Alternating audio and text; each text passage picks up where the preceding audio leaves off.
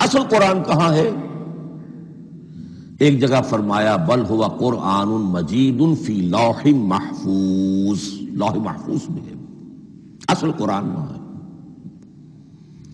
اسی طریقے سے اسی سورہ زخرف کی اگلی آیت کیا ہے؟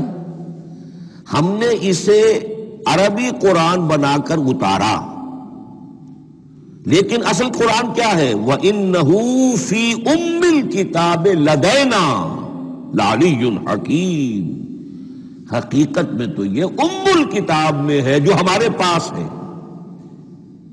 اور علی ہے، بہت بلند، حکیم، بڑی حکمت والا، یا محکم مضبوط۔ حکیم کے دونوں معنی ہیں۔ استحکام بھی اسی ہے کاف اور میم کے مادے سے بنا ہے، کسی شے کا پختہ ہو جانا، مضبوط ہو جانا، اور عقل کی پختگی وہ حکمت ہے، وہ دانائی ہے۔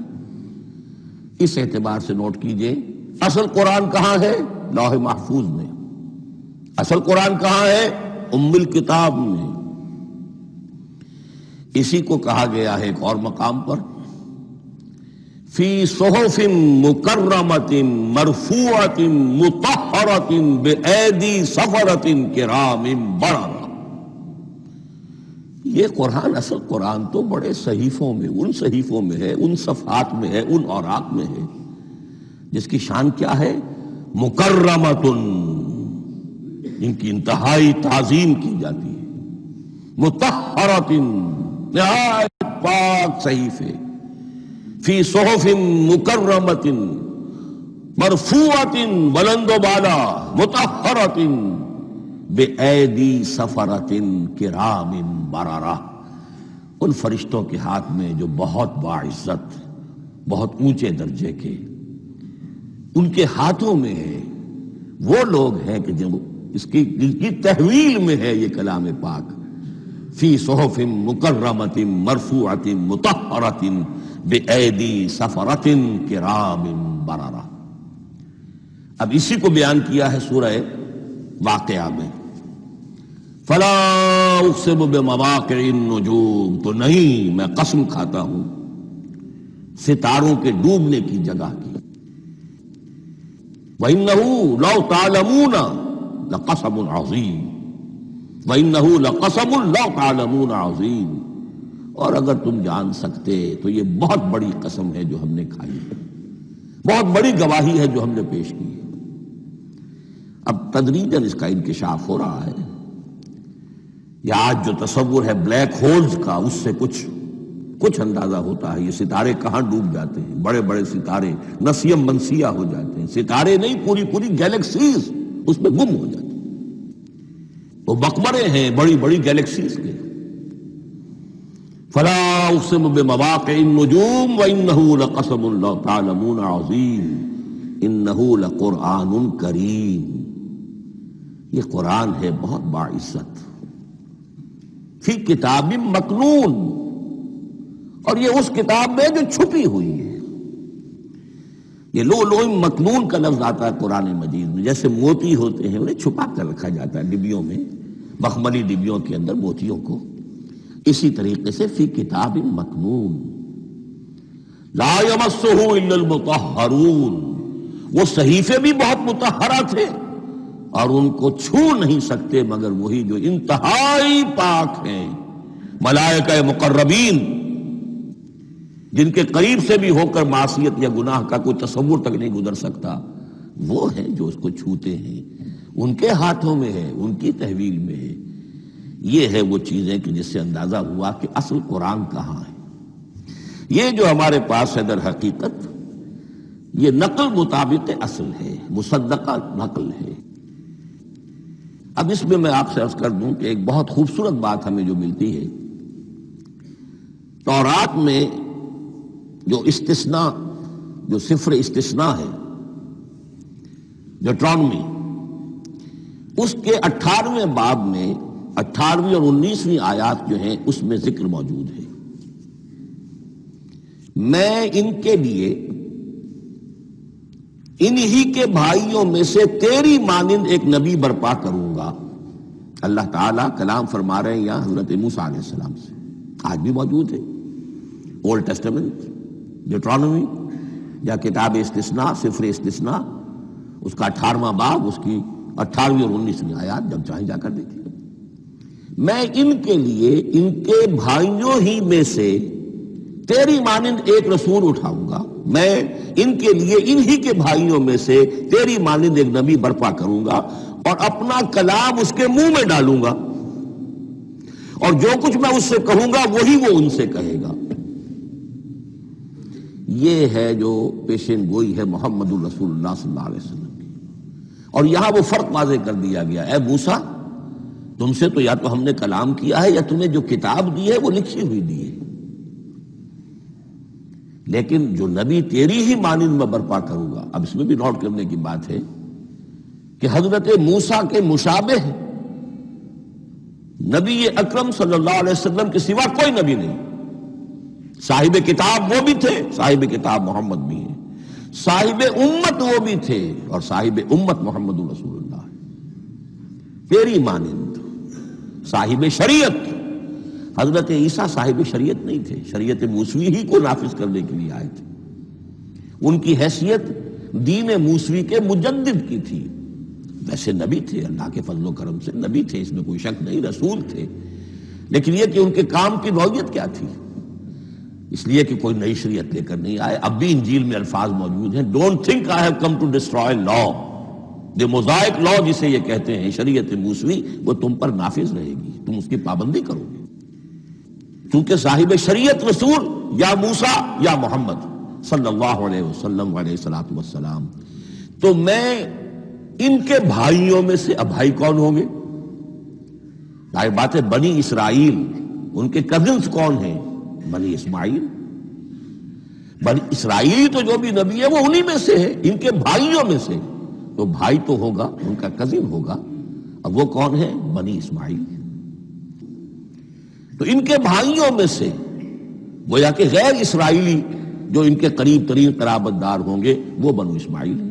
تیرے مانند صاحب شریعت نبی میں برپا کروں گا، لیکن اس پر جو میرا کلام اترے گا وہ کس شکل میں اترے گا؟ میں اپنا کلام اس کے منہ میں ڈالوں گا، اور پھر وہ جو کچھ کہے گا وہ وہی کہے گا جو میں نے کہا ہے۔ اب اس کے حوالے سے ایک بہت اہم بات سمجھ لیجئے، اور قرآن مجید کے دو اہم مقامات کی وضاحت اس سے ہو جائے گی۔ یہ کلام اللہ، قرآن مجید میں اس کو قول جبرائیل بھی کہا گیا ہے۔ کلام اللہ حضرت جبرائیل کے ذریعے سے جب ادا ہوا ہے تو قول جبرائیل ہے، اور پھر جب وہ محمد الرسول اللہ کی زبانی ادا ہوا تو قول رسول ہے، قول محمد ہے صلی اللہ علیہ وسلم۔ یہ قول اللہ بھی ہے، قول جبرائیل بھی ہے، اور قول محمد بھی ہے بیک وقت۔ یہ بات دیکھیے سورۃ تکویر، اذا الشمس كورت، انه لقول رسول کریم ذی قوت عند ذی العرش مکین مطاع ثم امین وما صاحبکم بمجنون۔ یہ یہاں پر حضرت جبرائیل کا ذکر ہو رہا ہے۔ وما ہوا بقول شیطان الرجیم، محمد تک اس قرآن کو لانے والا تو وہ بلند پائے کا فرشتہ ہے، یہ کوئی شیطان رجیم نہیں ہے، اس لیے کہ مکے والوں نے کہہ دیا تھا ہو سکتا ہے کوئی بدروح آئی ہو محمد پر، اور اس بدروح نے کوئی الٹی سیدھی بات سکھا دی ہو، نہیں۔ انہ لقول رسول کریم، یہاں رسول کریم کون ہے؟ حضرت جبرائیل۔ انہ لقول رسول کریم ذی قوت عند ذی العرش مکین، بڑی قوت والا اور جس کا بڑا اونچا مقام اور مرتبہ ہے عرش والے کے قریب۔ ذی قوت عند ذی العرش مکین مطاع ثم امین، وہ فرشتوں کے مطاع ہیں، فرشتے ان کی اطاعت کرتے ہیں، فرشتوں کے سردار ہیں، اور پھر ساتھ ہی پورے امین ہیں، جبرائیل امین، یہ ہم لفظ استعمال کرتے ہیں۔ اور اس کے بعد آگے جا کے فرمایا وما ہوا بقول شیطان الرجیم، یہ کسی شیطان ایک رجیم کا قول نہیں ہے۔ اب یہاں اس سورہ تکویر میں قرآن کو قول جبرائیل قرار دیا گیا، لیکن سورۃ الحاقہ میں چلیے اس کی آخر میں آتا ہے انہ لقول رسول کریم وما ہوا بقول شاعر، قلیلا ما تؤمنون ولا بقول کاہن قلیلا ما تذکرون تنزیل من رب العالمین۔ یہاں اب رسول کریم سے مراد محمد الرسول اللہ صلی اللہ علیہ وسلم۔ یہ کسی شاعر کا قول نہیں ہے، کسی کاہن کا قول نہیں ہے، یعنی جس کے زبانی یہ قرآن لوگوں کے سامنے آ رہا ہے۔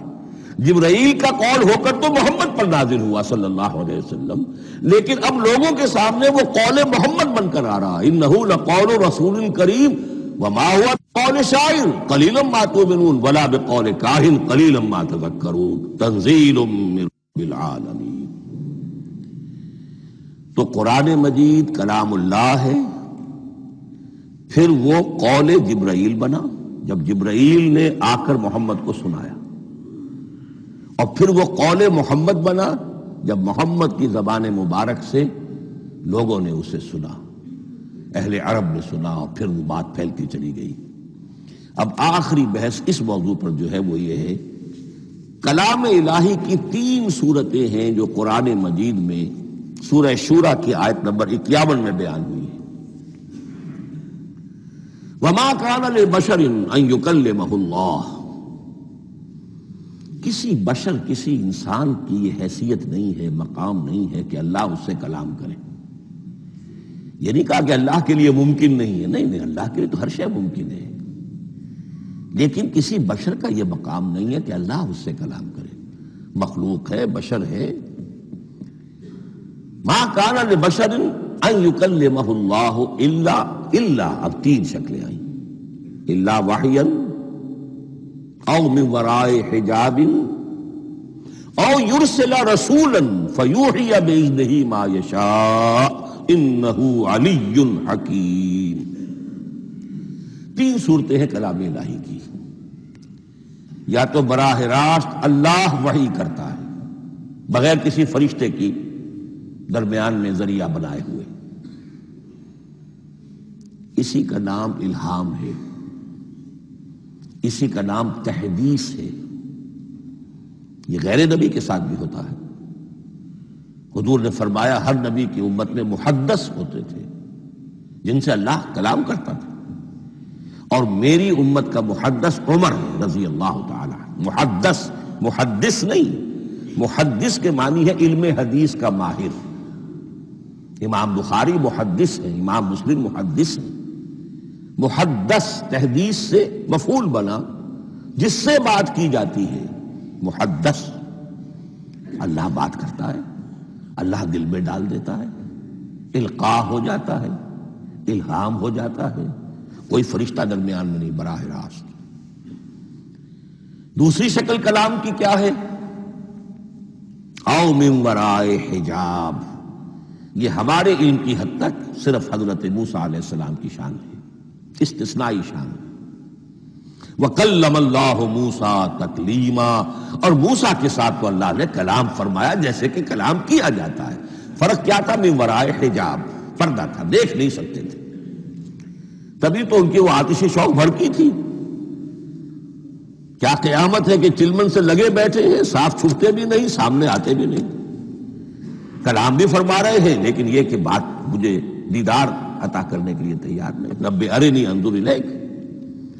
لیکن یہ جو کلام ہے ہمارے علم کی حد تک براہ راست اس دنیا میں حضور سے ہوا ہے معراج کی شب، لیکن وہ 7ویں آسمان پر ہوا۔ اس دنیا میں ہمارے علم کی حد تک یہ کلام براہ راست من ورائے حجاب صرف حضرت موسیٰ علیہ السلام کی استثنائی شان ہے۔ اور تیسرا ہے او یرسل رسولا فیوحی باذنہ ما یشاء، یا تیسری صورت یہ کہ اللہ کسی پیغامبر کو بھیجتا ہے جو وحی کرتا ہے جو اللہ چاہتا ہے۔ یہ تیسری شکل ہے وحی کی۔ قرآن مجید اس تیسری شکل میں نازل ہوا ہے محمد الرسول اللہ صلی اللہ علیہ وسلم پر۔ حضور کو جو الہام ہو جاتے تھے، جو حضور کو القاء ہو جاتا تھا، جو آپ کے دل میں براہ راست اللہ کی طرف سے وحی آتی تھی، وہ قرآن میں شامل نہیں ہے۔ اگرچہ حضور کے خواب بھی سچے تھے، وہ بھی اللہ کی طرف سے ہوتے تھے، شیطان کی آمیزش نہیں ہو سکتی تھی، لیکن یہ بھی قرآن میں شامل نہیں ہے۔ قرآن میں شامل ہے تیسری قسم کی وحی، او یرسل رسولا، پھر ہم بھیجتے ہیں ایک پیغامبر کو، فرشتے